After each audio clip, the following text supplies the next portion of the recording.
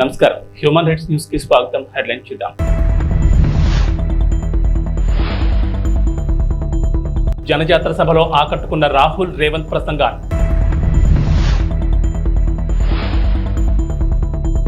జోరు వానలో హోరెత్తిన ఫ్యాన్ హుషారు.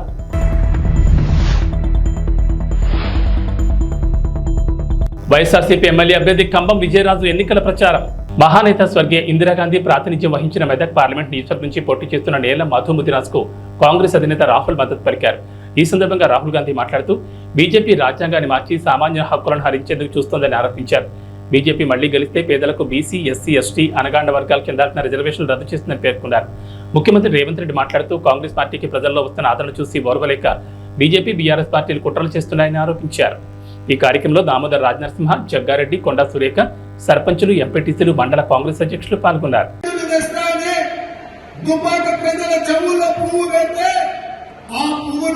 శాసనసభ ఎన్నికల్లో బండకేసి కొట్టిండ్రు, ఉప్పు తీసి ఉప్పు పోసి పాత వేసింది.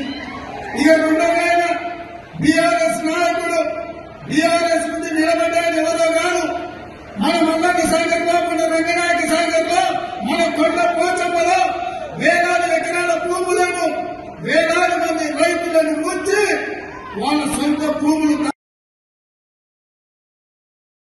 मनरेगा పథకంలో భాగంగా ఈ రోజు కార్మికులకు 250 రూపాయలు దొరుకుతూ ఉన్నాయి. सरकार आने के बाद उनको 400 रुपए मनरेगा के लिए मिलेंगे. అది వచ్చి ప్రభుత్వం వచ్చిన తర్వాత मनरेगाలో భాగంగా 400 రూపాయలు కార్మికులకు ఇవ్వడం జరుగుతుంది. और जो आशा और आंगनवाड़ी में महिलाएं काम करती हैं, उनकी आमदनी हम दुगनी करने जा रहे हैं. ఎవరైతే ఆశాలో ఉన్నారో, అంగన్వాడీలో పనిచేస్తున్నటువంటి మహిళలు ఉన్నారో వాళ్ళకు వచ్చేటటువంటి సంపాదన ఏదైతే ఉందో దాన్ని మేము రెట్టింపు చేస్తాము. గట్టిగా చప్పట్లు కొట్టండి. भाइयों बहनों, मैं आपको साफ बताना चाहता हूँ. స్నేహితులారా, సోదర సోదరీమణులారా, నేను మీకు స్పష్టంగా చెప్పాలనుకుంటున్నాను. एक लाइन में मैं आपको इंडिया सरकार के बारे में बताना चाहता हूँ. కేవలం ఒకే ఒక పంక్తిలో, ఒకే ఒక లైన్లో, ఒకే ఒక వాక్యంలో నేను ఇండియా ప్రభుత్వాన్ని గురించి నేను చెప్పాలనుకుంటున్నాను. जितना पैसा नरेंद्र मोदी जी ने हिंदुस्तान के अरबपतियों को दिया है, उतना ही पैसा हम हिंदुस्तान के गरीब लोगों के बैंक अकाउंट में डालने जा रहे हैं. ఎంత సొమ్మైతే నరేంద్ర మోడీ గారు కోటీశ్వరులకు, ధనవంతులకు, కుబేరులకు ఇచ్చారో అంత సొమ్మును మేము పేదల యొక్క బ్యాంకు అకౌంట్లలో వేస్తాము. अंत में भाइयों बहनों, ये अम्बेडकर जी का संविधान है, गांधी जी का संविधान है, इसकी हम सबको मिलकर रक्षा करनी है. స్నేహితులారా, నేను చేతిలో పట్టుకున్నటువంటి పుస్తకం ఏదైతే ఉందో అది అంబేద్కర్ గారు రాసినటువంటిది, గాంధీ గారి స్వప్నం. కాబట్టి ఆ పుస్తకాన్ని, ఆ సంవిధానం అంటే ఆ రాజ్యాంగాన్ని పరిరక్షించుకోవాల్సిన బాధ్యత ప్రతి భారతీయుడి మీద ఉంది. रिजर्वेशन की रक्षा करनी है, पब्लिक सेक्टर की रक्षा करनी है, किसानों, मजदूरों, बेरोजगार लोगों को की रक्षा करनी है. రిజర్వేషన్ల ఫలితంగా రిజర్వేషన్లను మనం కాపాడుకోవాలి. అదే విధంగా కార్మికుల్ని కాపాడుకోవాలి, కర్షకుల్ని కాపాడుకోవాలి, పేదవాళ్ళని కాపాడుకోవాలి. ఇవన్నీ కాపాడుకోవాలి. పక్షపాతి బీసీలు బాగా బతకాలి, వాళ్ళు బాగా ఉండాలి అనేటువంటి ఆలోచనతోటి మేనిఫెస్టోలో బీసీ గణన చేయమని చెప్పడం మనందరికీ కూడా అదృష్టంగా భావించాలి. మరి ఈరోజు బీజేపీ పార్టీ మైనార్టీల రిజర్వేషన్ తీసేస్తాము అని మాట్లాడుతూ మైనార్టీ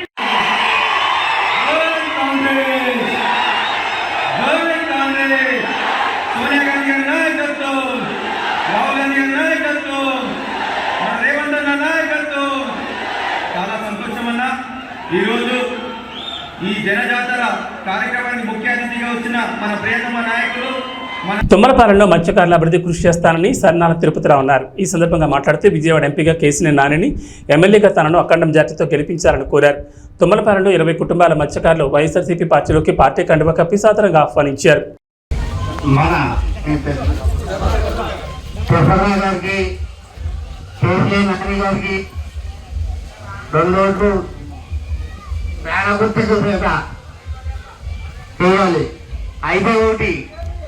పోయినసారి చంద్రబాబు నాయుడు గారు వస్తారని అన్నారు. అయితే చంద్రబాబు నాయుడు వస్తే కలకత్తా నుంచి పుణ్యవాడ గారి నుంచి బెంగళూరు దాకా వెయ్యి తీసేతనంలో అది అప్పుడే జరిగింది. ఇప్పుడు కూడా చంద్రబాబు నాయుడు గారిని ఓటు వేస్తే ఇది ఇప్పుడు మన ముందే కేసు కూడా పార్టీ చేస్తారు, కంపల్సరీగా అవుతారు. పార్టీ చేస్తారు. చంద్రబాబు నాయుడు గారు సీఎంగా అవుతే ఒక గుడి తప్ప చర్చలు తప్ప మన ఆంధ్రప్రదేశ్ కూడా పార్టీ చేయగలుగుతారు. మన ఎక్కడో ఇతరులు వ్యాఖ్యలు కూడా కానీ దేనికి కానీ అవకాశం ఉండదు. దయచేసి 2 ఓట్లు కూడా పాల్గొట్టుకు వెళ్ళాలని కోరుతున్నాం. అలాగే జగన్ వల్ల లబ్ధి పొందడంటే ఎవరు లేరు. ఆ పార్టీ ఈ పార్టీ లేదు, తెలుగుదేశం పార్టీ అయినా వైసీపీ పార్టీ అయినా జనసేన పార్టీ అయినా ఏ పార్టీ వాళ్ళైనా ప్రతి రేషన్ కార్డు కూడా 1,00,000 రూపాయలకి ఇస్తాయి. అమౌంట్ అవుతూనే ఉన్నాయండి. మొత్తం మీద మీరు లెక్క చూసుకుంటే 1,50,000 తుమ్మలపాలెం వైఎస్ఆర్ కాంగ్రెస్ పార్టీ నాయకులకు, కార్యకర్తలకు, సానుభూతి పరులకు, ఈ గ్రామ ప్రజానీకానికి అందరికీ కూడా పేరు పేరు నా నమస్కారాలండి. రేపు 13వ తారీఖు జరుగుతున్న ఎలక్షన్లో ఇక్కడ ఈ నియోజకవర్గానికి నేను ఎమ్మెల్యేగా, కేశినేని నాని గారి ఎంపీగా పోటీ చేస్తూ ఉన్నాం. మీ ఆశీస్సులు, మీ ఆదరణ అందరూ కూడా ఇవ్వాలని మేమంతా కూడా కోరుకుంటూ ఉన్నాం. కొంతమంది చెప్తా ఉన్నారు, ఈ 5 సంవత్సరాలు బట్టి మేము అది చేసాం ఇది చేసాం అని చెప్తూ ఉన్నాడు. ఇవాళ జగన్మోహన్ రెడ్డి గారు ఇచ్చిన ప్రతి ఒక్క పథకాన్ని కూడా ప్రతి ఒక్కళ్ళకి కూడా ఇంటికి తీసుకెళ్ళి ఈరోజు వైఎస్ఆర్ కాంగ్రెస్ పార్టీ ఇవ్వడం జరిగింది. అవి ఏం జరగలేదు, అవి ఏం ఇవ్వలేదు అని చెప్తూ ఉన్నాడు. ఇక్కడ చాలామంది పెద్దలు ఉన్నారు, మీ అందరికీ తెలిసినవి. ప్రతి ఒక్క ఇంటికి కూడా ఏ పార్టీలకి సంబంధం లేకోకుండా అందరికి కూడా ప్రతి ఒక్క సంక్షేమ పథకం ఇంటికి వెళ్ళింది. అభివృద్ధి అనేది ఎక్కడ ఏది కావాలో జరుగుతూ ఉన్నది. అవి కూడా ఇన్ని అబద్ధాలు ఆడుతూ ఉన్నాడు. ఇట్లాంటి అబద్ధాలకు పోలవరం నియోజకవర్గం టీ నరసాపురం మండలం బొర్రంపాలెం గ్రామంలో జడ్పీటీ సభ్యులు సామంతపూడి సూరిబాబు ఆధ్వర్యంలో బీసీ ఆత్మీయ సమావేశం నిర్వహించారు. ఈ కార్యక్రమానికి ముఖ్య అతిథిగా పోలవరం శాసనసభ్యులు తెల్లం బాలరాజు, కారుమూరి సునీల్ కుమార్ పాల్గొన్నారు.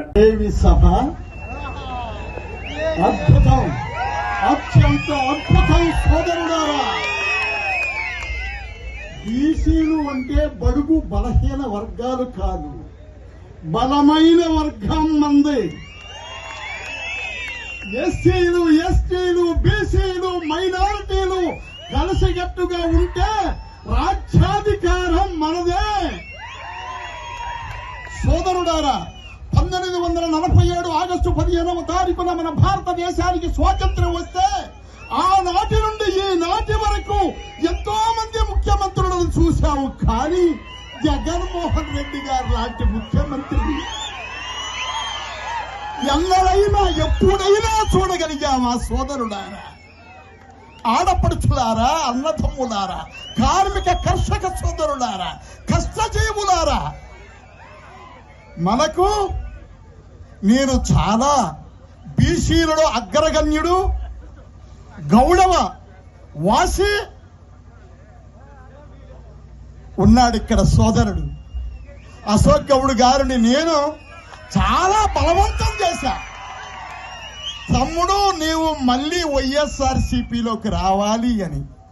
ఆయన వచ్చి రాష్ట్రంలోనే గౌడ వర్గాన్ని అందరినీ ధర్మచక్రంలాగా, అశోక చక్రంలాగా అడ్డవేసినటువంటి మహానుభావుడు అశోకుడు. తమ్ముడు, ఈ వేళ మన బీసీలలో అగ్రగణ్యులైనటువంటి కారుమూరి నాగేశ్వరరావు గారు, మినిస్టర్ గారు అబ్బాయి సునీల్ కుమార్ యాదవ్ గారు, తెల్లం రాజ్యలక్ష్మి గారికి, బాలరాజు గారు మిస్సెస్ గారికి జగన్మోహన్ రెడ్డి గారు టికెట్ ఇచ్చారు అంటేనే అందులో ఎంత నీతివంతుడో బాలరాజు గారి కుటుంబం మనం అర్థం చేసుకోవచ్చు. ముఖ్యంగా వేదిక మీద ఉన్న వారిని ఎవరిని నేను ఇన్వైట్ చేసి వాళ్ళకి వెల్కమ్ చెప్పలేదు.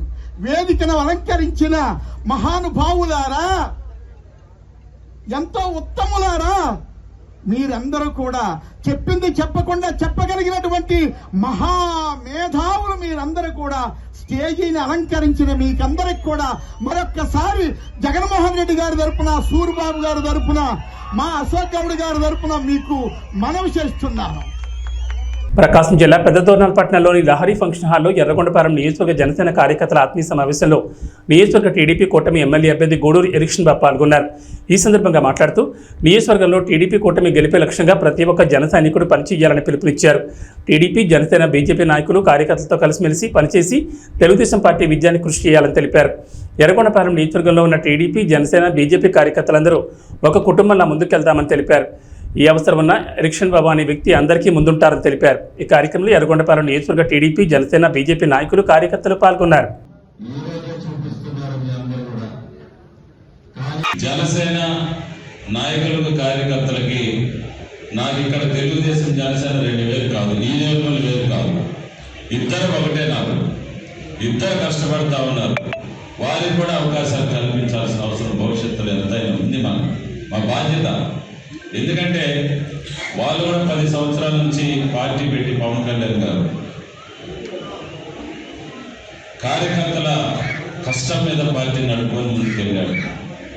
చంద్రబాబు నాయుడు గారు జైల్లో ఉన్నప్పుడు ఆయన పరామర్శించడానికి లోపలికి వెళ్ళి బయటకు వచ్చిన 1 నిమిషం కూడా మేము ఎవరు కూడా ఊహించలే. లోపల ఆయన పరిస్థితి తెలుసుకొని బయటకు వచ్చి చంద్రబాబు నాయుడు గారితో కలిసి రేపు మేము పోటీ చేయబోతున్నాం ఆంధ్రప్రదేశ్. ఆయన ప్రకటించిన వెంటనే ఆ రోజే తెలుగుదేశం పార్టీ కార్యకర్త నాయకుల గుండెల్లో పవన్ కళ్యాణ్ గారు నిలిచిపోయారనే వాస్తవం ఇది సత్యం. ఈ రాక్షస పరిపాలన అంతమంది ఇచ్చేదాన్ని, ఈ రాష్ట్రంలో జగన్మోహన్ రెడ్డి గారిని వారి యొక్క అరాచకాల్ని అంతమొందించేదానికి పవన్ కళ్యాణ్ గారి మద్దతు ఆ సమయంలో మనకి కొండంత అండన ఇచ్చినటువంటి మాట వాస్తవం అని చెప్పేసి శ్రేణులందరూ కూడా నేను తెలియజేసుకుంటా ఉన్నాను.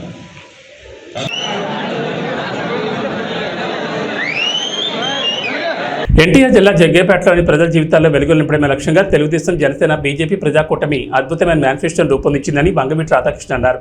ఎన్టీఆర్ జిల్లా జగ్గేపేట నియోజకవర్గం కూటమి అభ్యర్థి విజయాన్ని కాంక్షిస్తూ కూటమి ఎమ్మెల్యే అభ్యర్థి శ్రీరామ్ రాజగోపాల్ తాతయ్యతో కలిసి జగ్గేపేట మండలంలో గండ్రాయి, మల్కాపురం గ్రామాల్లో ఎన్నికల ప్రచారం నిర్వహించారు.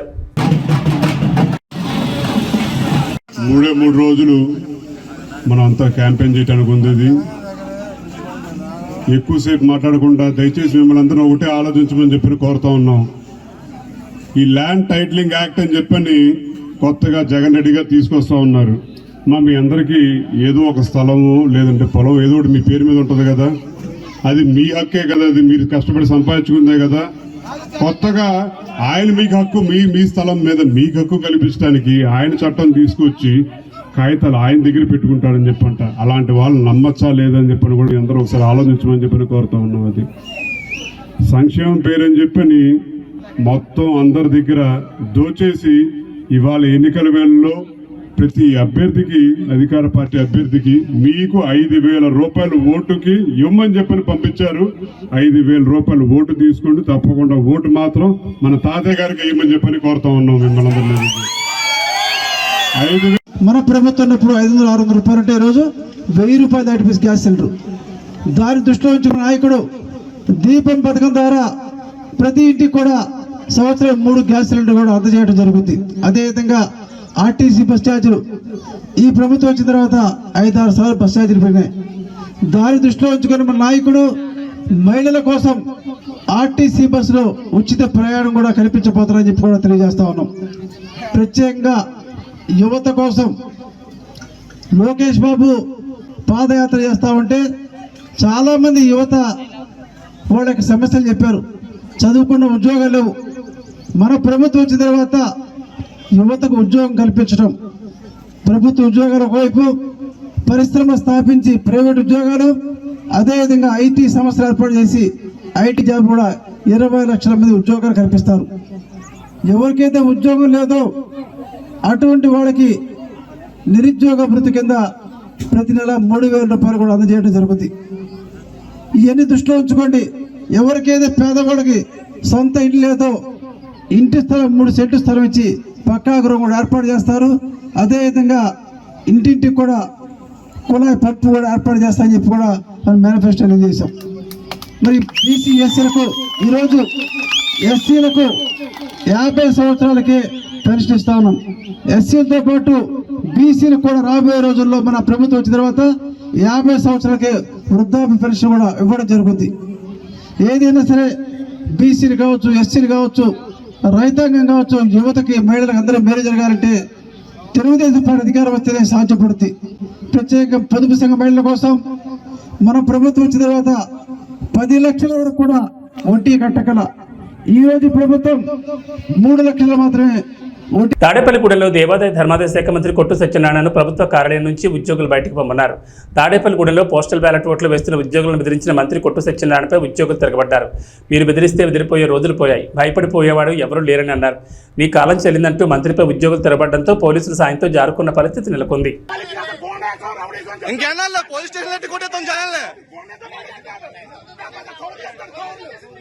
గేట్ బయట రావాలా, గేట్ బయట ఏదైనా గేట్ బయట ఫోటో తీసుకో, గేట్ రాబడి ఉంటాం కాదు, గేట్ బయట బాబు అటు కూడా తీయమ్మా, అటు తీసేసి ఒకరితో కాదు అందరినీ आप लोग देखो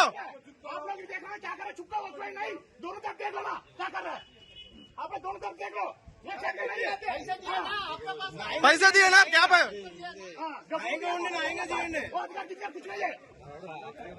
इलेक्शन ड्यूटी है, हमको भी हिंदी मालूम है।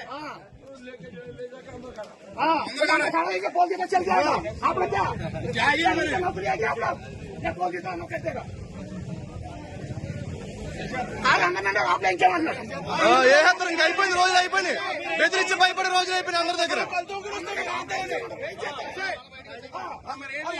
క్యాండిడేట్ తిరగచ్చారు ఆపలా, క్యాండిడేట్ రాబుల పని ఏంటి?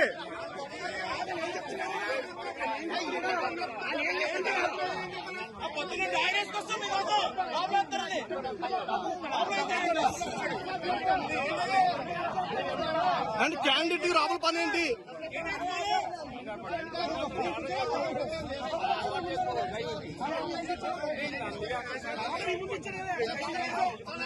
శ్రీరామ్ రాజగోపాల్ విజయాన్ని కాంక్షిస్తూ వారి కుటుంబీకులు, కౌన్సిలర్ రామలక్ష్మి, మాజీ కౌన్సిలర్ కొరకోటి సైదుల ఆధ్వర్యంలో ఆలయ ప్రధాన అర్చకులు శ్రీరంగం శ్రీనివాచార్యుల బృందం ఆధ్వర్యంలో విశేష పూజలు జరిపి హోమం నిర్వహించారు. వారి విజయం తథ్యమవ్వాలని భగవంతుని సేవలో కార్యకర్తలు, అభిమానులు పాల్గొన్నారు.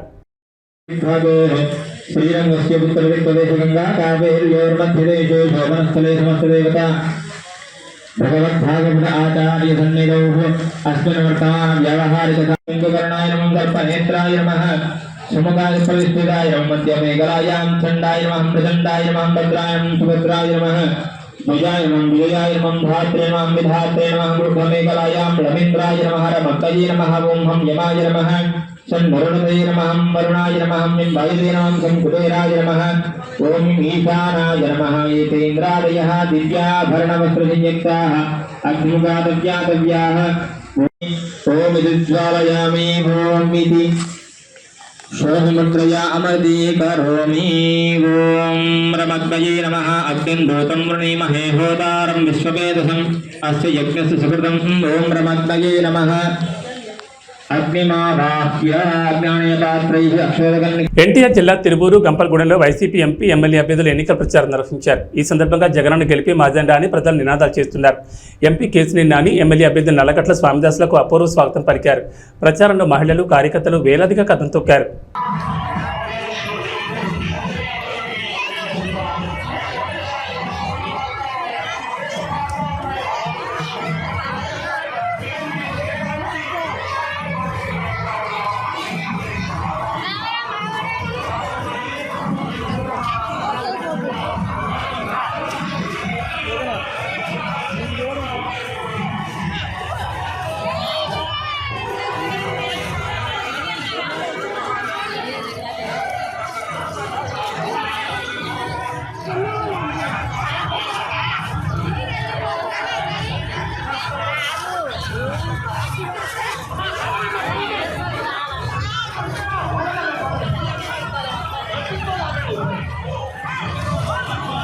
ఈ జెండా ముందుండాలి, మాకు అడ్డం వస్తుంది.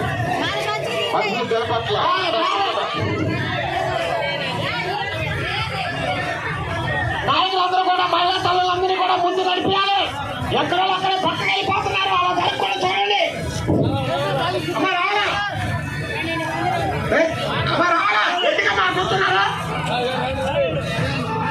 ఇచ్చాపురం నియోజకవర్గ ఉమ్మడి అభ్యర్థి బెందాలం అశోక్ కొర్లం పరిసర ప్రాంతాల్లో ప్రచారాన్ని కొనసాగించారు. ఎక్కడికి వెళ్లినా ప్రజలు జేజేలు పలుకుతూ స్వాగతం పలికారు. అత్యధికంగా మహిళలు పాల్గొని హారతలిస్తూ తిలకం దిద్దుతూ గెలుపు కోసం తమ వంతు కృషి చేస్తామని హామీ ఇచ్చారు. మాది మాకన్నపురము. నా పేరు మధ్యలో మహాలక్ష్మి. మాకు అశోక్ బాబే కావాలి. మాకు అశోక్ బాబుకే గెలిపిస్తాం. చంద్రబాబు నాయుడు గెలల్లా, అశోక్ బాబు గెలల్లా, రామ్మోహన్ నాయుడు గెలల్లా. మంచిగా చేసినారు. రోడ్లు, కరెంట్లు అన్నీ చేసినారు. బిల్డింగ్ చేసినారు. అన్నీ బాగుపడతాయి. నీళ్ళు తాగలేకపోతున్నామని ఒక మహిళ ప్రశ్నించింది. మహిళ ప్రశ్నించిన వెంటనే సాయంత్రం అక్కడ ఉన్నటువంటి వైసీపీ గూండాలు వెళ్ళి ఆవిడ ట్రాక్టర్తో గుద్ది చంపేశారు. ఈరోజు దాని మీద కేసు లేదు. ఒక చిన్న కుర్రోడు వాళ్ళ అక్కని ఎందుకు ఏడిపిస్తున్నారని అడిగితే 10వ తరగతి కుర్రోడిని పెట్రోల్ పోసి తగలబెట్టేశారు. కేసు లేదు. ఇక్కడ మన నియోజకవర్గంలో ఒక వాలంటీరు ఒక వ్యక్తికి తల మీద నరికితే 18 కుట్లు పడితే కేసు లేదు. ఈ రకంగా కొంతమందిని పోలీస్ డిపార్ట్మెంట్ ని వాళ్ళు గుప్పెట్లో పెట్టుకుని ప్రజల్ని భయభ్రాంతులకు గురి చేయడం. ఇక పనికిమాలిన వ్యవస్థ మీకు తెలుసు, వాలంటీర్ వ్యవస్థ. అది ఎంత పనికిమాలిన వ్యవస్థ అంటే వాడికేమో జీతం అట మన డబ్బుల్లోంచి ఇవ్వాలట. మన డబ్బులని ఎందుకన్నానంటే మనం కొన్న పప్పు ఉప్పు మీదకి వచ్చినటువంటి ట్యాక్స్ నే 5,000 రూపాయలు హానరోరియంగా ఈరోజు వాలంటీర్లకు ఇస్తున్నారు. మన డబ్బు ఆడికి ఇస్తే ఆడొచ్చి మన భుజాన కూర్చుంటున్నాడు. మీరు తెలుగుదేశం వాళ్ళు మీటింగ్కి వెళ్తే మీకు పెన్షన్ కట్ చేస్తాం, మీకు తెలుగుదేశం వాళ్ళు మీటింగ్లకు వెళ్తే మీకు రేషన్ కార్డు కట్ చేస్తాం, లేకపోతే అమ్మఒడి ఇవ్వం అని బెదిరిస్తున్నాడు. ఈరోజు వచ్చి మన మీద పెత్తనం చెలాయించే ప్రయత్నం. ఈ మధ్యన ఇంకో కొత్త డ్రామా. పాపం పెన్షన్ తీసుకుంటున్నటువంటి పెద్దవాళ్ళు ఇక్కడ చాలా మంది ఉన్నారు. ఎలాంటి డ్రామాలు ఆడుతున్నారంటే, అమ్మ నాకు తెలియక అడుగుతాను, 5,000 రూపాయలు నీకు ప్రభుత్వం ఇస్తుంది కదా, ప్రభుత్వం ఇస్తుంది. ప్రభుత్వం ఇస్తే నువ్వు ఎవరికి పనిచేయాలి? ప్రభుత్వంకా పార్టీకా? ప్రభుత్వానికి పనిచేయాలి. మరి ఈరోజు నువ్వెందుకు రాజీనామా చేసావు? ఎందుకంటే ఎలక్షన్ కమిషన్ నీకు క్లియర్గా గైడ్ లైన్స్ ఇచ్చింది. ఎట్టి పరిస్థితుల్లో ఎలక్షన్కి సంబంధించినటువంటి ఏ ఒక్క కార్యక్రమంలోనైనా వాలంటీర్ కానీ ఉంటే అక్కడ వాడిని వెంటనే వాడికి క్రిమినల్ కేసులు కట్టి వాడిని ఎట్టి పరిస్థితుల్లో కూడా ఉద్యోగం రాకుండా చేస్తామని చెప్పింది. చెప్పగానే జగన్మోహన్ రెడ్డి ఉలికి పడ్డాడు. వెంటనే ఏం చేశాడు? వాలంటీర్లతో రాజీనామా చేయించి ఈరోజు ఇంటికి ఇస్తున్నటువంటి పెన్షన్లు మీరు వెళ్ళి బ్యాంకుల దగ్గర క్యూలు కట్టాల్సినటువంటి పరిస్థితి కల్పించాడు. ఈ ప్రాసెస్ లో కొంతమంది ముసలి వాళ్ళు చనిపోయారు. మరి ఈ చనిపోయినటువంటి వారికి బాధ్యులు ఎవరండి? ఏమంటే ఈ చనిపోవడం కూడా చంద్రబాబు నాయుడు గారు తప్పని చంద్రబాబు నాయుడు మీద తోసే ప్రయత్నం చేస్తున్నాడు. అంటే తండ్రి శవం పక్కన సంతకాలు తీసుకున్నటువంటి ఈ దగుల్బాజీ వెధవకి ఆఖరికి శవాలతో రాజకీయం చేయడం అలవాటు అయిపోయింది. 2019లో అలపేస్తున్నాడు, అది చంద్రబాబు నాయుడు గారు తప్పు అంటున్నాడు. సో ఈ రకంగా ప్రజల్ని ఇంకా మభ్యపెట్టే ప్రయత్నం చేస్తున్నాడు. మరి మీ అందరికీ తెలుసు, చంద్రబాబు నాయుడు గారిని అరెస్ట్ చేశారు. దాదాపు 60 రోజులు జైల్లో ఉంచారు. 16 నెలలు నేను జైల్లో ఉన్నాను కాబట్టి చంద్రబాబు నాయుడిని ఒక్క నిమిషమైనా జైల్లో ఉంచలేకపోతానా అని ఒక శాడిస్ట్ ఆనందం. ఈ శాడిస్ట్ ఆనందం తీర్చుకోవడానికి చంద్రబాబు నాయుడు గారికి జైల్లో పెట్టారు. అయితే అది మంచిదైంది. ఎందుకు మంచిదైందంటే 2 రకాలుగా మంచిదైంది. ఒకటి, చంద్రబాబు నాయుడు గారు దాదాపు తప్పు చేయలేదు.